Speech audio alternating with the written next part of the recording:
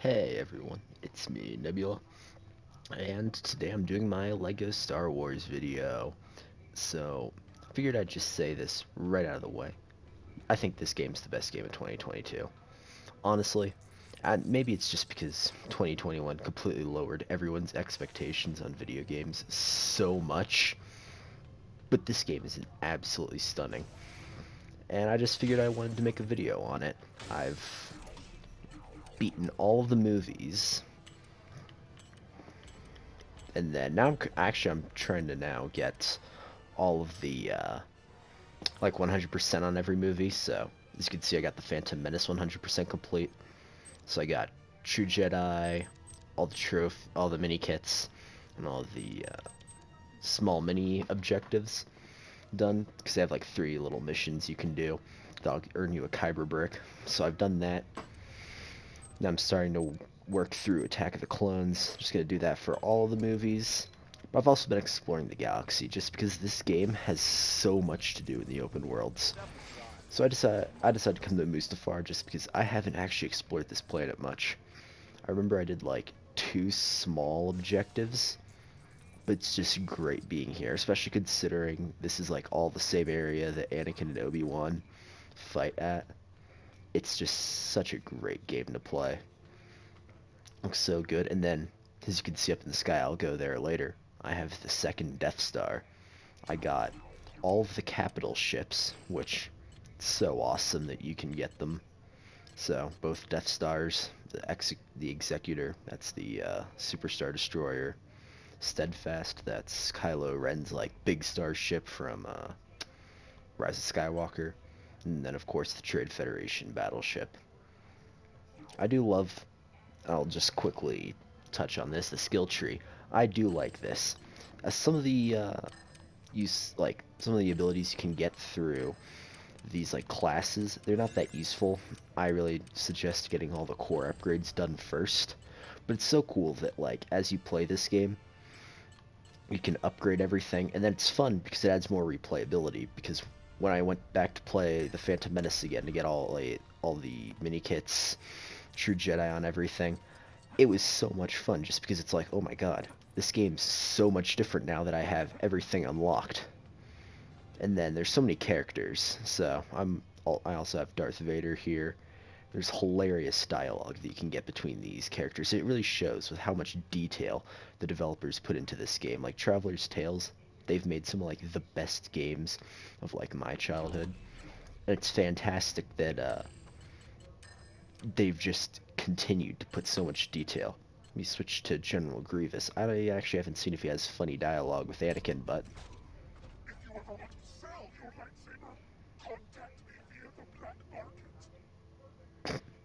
yeah, the characters all have like funny introductions. Let me switch to see that's hilarious. Hearing that General Kenobi and the hello there stuff, that's just hilarious to see. And it's like the developers definitely like watched these movies a bunch and were like, yeah, this is gonna be like the greatest Star Wars game we ever make. That's like so fantastic to see. Open world, there's so much to do. And then here, let me head back, show you guys the Death Star, just because when I realized, oh my god, I can unlock the Death Star. That's just the greatest feeling in the world. And then once I finally unlocked it, it was just like so cool to see. Oh yeah, I forgot you can throw grenades. It's annoying. I sometimes just like to turn off my lightsabers. Oh yeah, let me show all the ships I've got. That's of course Darth Vader's TIE Fighter. But I also have stuff like, it's the clone ship, Tantive 4 from A New Hope, Boba Fett's ship, Slave 1, the droid Tri-Fighter. I remember I got that as a birthday present for like a friend growing up. I thought it was such a cool looking set. Jango Fett's version of Slave 1, the Imperial Shuttle, Anakin's Interceptor, and then the Jedi Starfighter. They've got 3 Millennium Falcons for all the different evolutions you see in the main movies. They don't have like the Solo version. just because they don't have Solo or Rogue One in this game, which kind of sucks, but who knows? They might do like a story DLC for that later. But I think the best thing about this game is it's generally a complete game. They call it the Skywalker Saga, and they have all of the movies in the Skywalker Saga. So it's so fantastic that it's like they have everything that like you'd need for a complete saga of Star Wars games. And you don't need to like pay for any DLC. They do have some character packs from like the Bad Batch, all that other stuff. But that's not required for like a Star Wars game. It's so great to see, just 'cause, especially most people, you guys would know me for Call of Duty. It's kind of annoying how it's like you spend $60 on the game, and then you wait for it to get good. This game, there's so much more. And it's not, I've pre-ordered this game a while back, so I don't remember if it's $60. I think it's like $50. But it's fantastic. You get a full game at launch. You don't have to buy anything to get a better experience. It's fun. Flying around space, there's like these stud comets. They give you a lot. But, let's see, where's my Death Star? Let me summon the Death Star. Wonder, did it just hyperdrive through the whole planet? But it's so much fun. And then I can board the Death Star. That's like so much fun. There's like 7 Kyber bricks you can get in this. I already got all of them. But it's so much fun to like go and explore. Like, oh my god, I got to come here in the movie while I was like playing through what is it? Return of the Jedi. And now I get to explore it and own it. It's like none of the stormtroopers will attack because they're all friendly. I'm their new boss. It's fun to like explore, and then as you can see, they make sure all of the ships are actually like built out of Lego, and that looks like it's like, oh my god, this must have taken so much long to program, because it's not like you're building a Lego on the table, which even if you were, look at how many bricks this is. This would take forever to build. But it's like, they've got like funny stuff like this. It's like that great, almost childish humor that it's like, oh yeah, if I was 8 years old, I would love this game. But even like, almost as an adult, I still love these games and like how much just fun there is to have. And then you can, this is also like, I believe this is the cheapest of the capital ships. They all cost a lot of studs to get. I believe this one costs 2 million. Now, I say a lot when I'm running around with 117 million. They brought back the similar system that they've had in red bricks in the past games, so you can get stud multipliers. So I have the first 4. I'll eventually get the times 10. Realistically, at this point, I don't really need it, aside for the trophy where you have to get 20 billion studs. That's where that's going to come in handy. But they've got tons of fun stuff, like baguette lightsabers. That's hilarious. You have the super gonk droid. I want that a lot, actually. It adds a golden gonk droid. It's invincible, and it has a mustache. That's like the coolest thing ever. Also, I want to see what like retro mode looks like. And then they have mumble mode. This is free for everyone right when you start the game, so I guess I'll turn on mumble mode for the rest of this in case like people are talking. Now I love seeing that they added that classic feature. It realistically, for like the kids who never played like the old Lego games before they had like full voice acting and everything, they would not mind. In fact, I actually really like the voice acting that this game has. They did a fantastic job, especially the prequel characters, because you'll notice a lot of them are the Star Wars, the Clone Wars voice actors, and I love how they get to come back as their roles. It's also kind of funny to hear the Clone Wars actors for Obi-Wan and Anakin doing the right before they duel over Mustafar, hearing like their voices do it. I go to Yavin 4 because it's one of my favorite like places in the entire Star Wars franchise. It's just such a cool place. But I love how many planets you can explore. They have so many characters. Another thing I noticed, the graphics in this game are just so good. Like for a Lego game, especially. Um, it's fantastic to see. And then for characters, they have so many fun ones. So, here. Let me switch out to Grievous.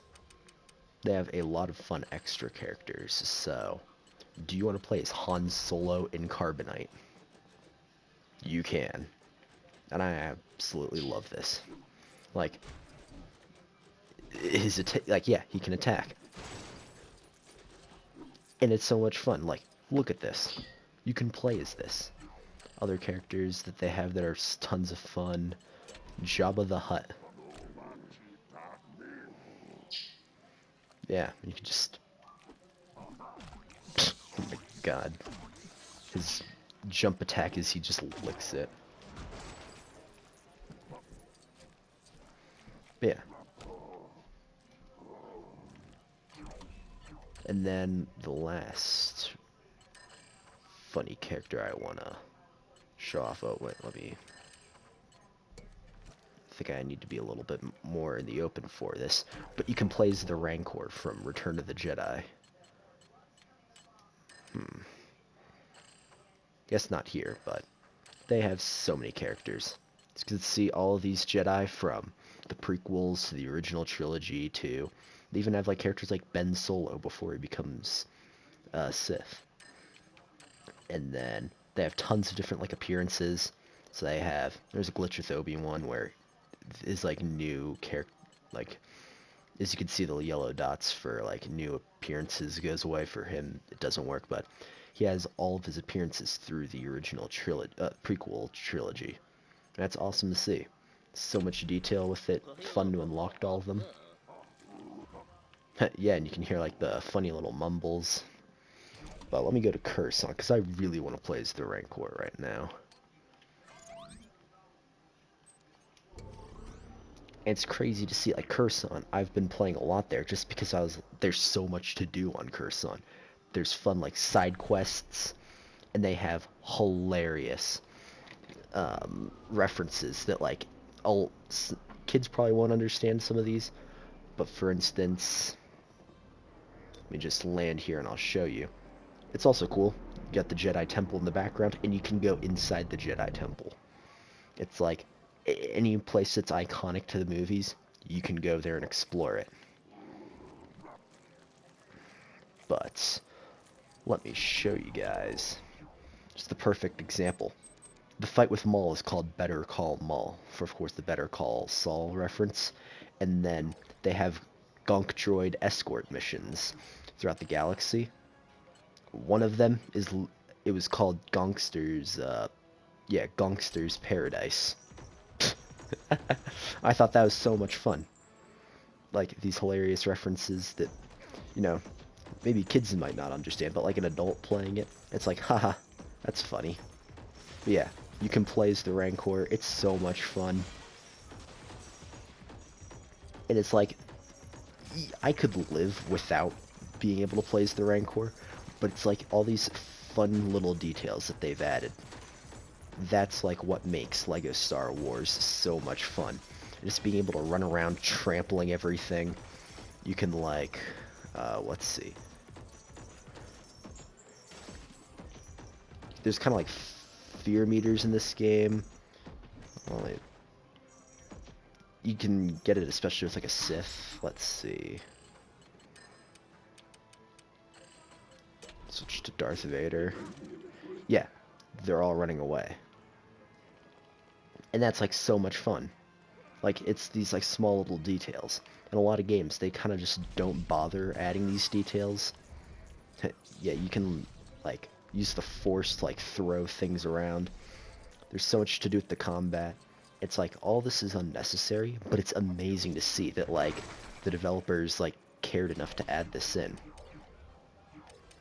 Now, I actually kind of like the voice acting, so I'll turn off mumble mode now. But it's so much fun to see. And Universal Translator, I heavily recommend it. Because normally some aliens speak different languages, of course. And so you need a protocol droid like C-3PO in order to understand what you're saying. With Universal Translator, you can just always understand them, which is a ton of fun to have. But like, look, they have so much to do, and it's like, this doesn't, they could have just done something just like the complete saga, just a fully, almost like a remaster of the complete saga. People would still be happy with that, but they just decided to go completely over the top and make this awesome game. So much to do. So yeah, I'll definitely make more videos on the Skywalker saga, some like tutorials. If you guys want to know how to do the, how to get like the second Death Star that I was showing off, because it's so much fun to like be able to see in the sky right up ahead. Basically, you have to complete Return to the Jedi, and then on Endor, right when like you get access to the open world, there's an Ewok who's just standing around, and then he'll talk to you about I think they call it the Doom Ball. That's what like the Ewoks think the Death Star is called. He basically says he'll build you one, and you have to fly through the wreckage of the Death Star over Endor, and you like collect a few parts, and then boom, they give you the ability to just buy. I think it's like 2,500 studs. It's the cheapest one, I think. The most expensive capital ship is the the Executor. It costs 5 million studs. But yeah, and if you look at this galaxy, there's so much to do across all of these planets. It's like some of these I totally forgot about. Like, Pasana, I'm pretty sure this is like that. I actually can't even remember what this planet served in the movies. That's, but it has its own like open world for you to explore, and that's awesome to see. They have places like Naboo that everyone remembers. There's so much to do in this game, and it's an absolute blast. And yeah, I'd say this is 100% the best game of 2022 so far. And yeah, I hope you guys are having a fantastic day. I hope you guys enjoyed the video. And if you've played LEGO Star Wars and you're enjoying it, definitely comment down below like what's your favorite part of this game. And then yeah, I wish all you guys a great rest of the day. And yeah, peace.